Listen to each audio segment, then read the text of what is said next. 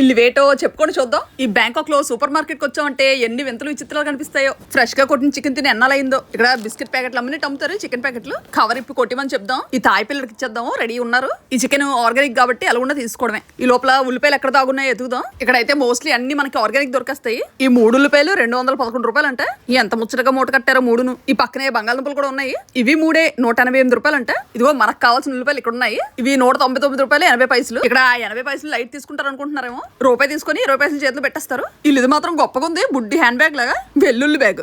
Birthday parties కి balloons కట్టినట్టు కట్టారు లైన్ గా. బ్రాండ్ నేమ్ తెల్లుల్లిపాయ అని పెడితే బెలూన్. జాగ్రత్త పెట్టేద్దాం. ఇంట్లో బోల్డ్ ఉన్నాయి.